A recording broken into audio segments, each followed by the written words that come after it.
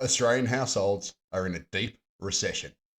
This month's June quarter national accounts showed that Australia's economy grew by 1% last financial year, which was the weakest growth since December 1991 during the recession that we had to have. However, if you strip out population growth, Australians are experiencing a deep per capita recession.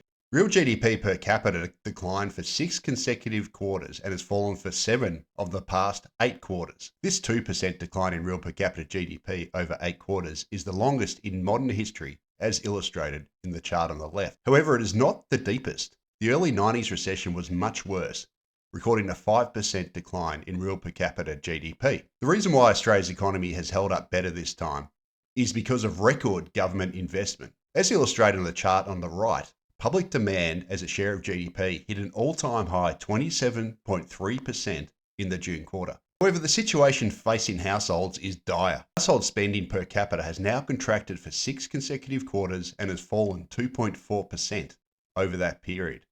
This is despite households drawing down their savings to support their consumption. As illustrated in the chart on the right, Australia's household saving rate has collapsed to near zero. Australia's household saving rate is rarely zero because of compulsory superannuation contributions, which are counted as savings but are not available to be spent. So the fact that Australia's household saving rate has fallen to only 0.6% shows that households are drawing down their savings, excluding superannuation. But where the rubber really hits the road is with household incomes, which have suffered a world record decline. Real per capita household disposable income has fallen 8.2% from its peak 8 quarters ago and is tracking at around mid-2015 levels.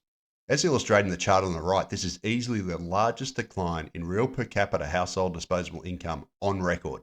Michael Reid at the AFR compared Australia's decline in real per capita household disposable income against other nations up to the March quarter of 2024. This is illustrated in the chart on the right. As you can see, Australia's then decline of 8% over the 2 years to March 2022 was the biggest decline in the world. At the same time, real wage growth has also collapsed to mid-2010 levels.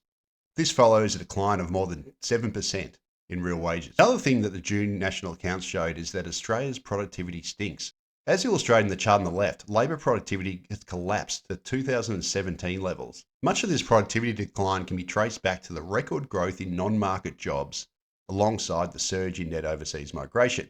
As illustrated in the chart on the right from the Productivity Commission, the non-market sector, which are basically government-aligned jobs, historically experienced much weaker productivity growth than the market sector or the private sector. Government spending is currently driving a record boom in government jobs. As illustrated in the chart on the left by Tarek Brooker, 268,000 non-market jobs were created last financial year versus only 33,000 market-based jobs. As shown on the right by CBA, Australia's healthcare and social assistance jobs have expanded at a far greater pace than other nations on the back of NDIS and aged care spending. Given that government-funded non-market jobs experience much lower productivity growth than the market sector, the question remains, where will Australia's future productivity growth come from? The NDIS currently costs around $42 billion. According to projections from the Parliamentary Budget Office, the NDIS could cost $100 billion in a decade.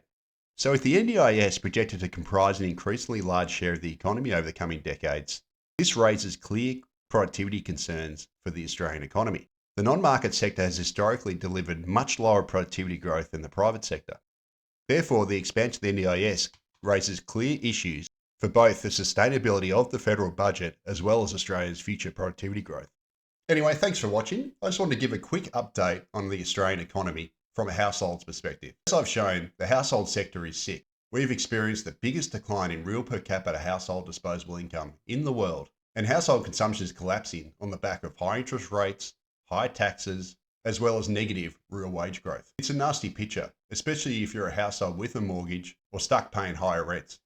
Australia's economy has clearly been held together by near record population growth through immigration, as well as record government spending, neither of which is particularly sustainable. Thanks for watching.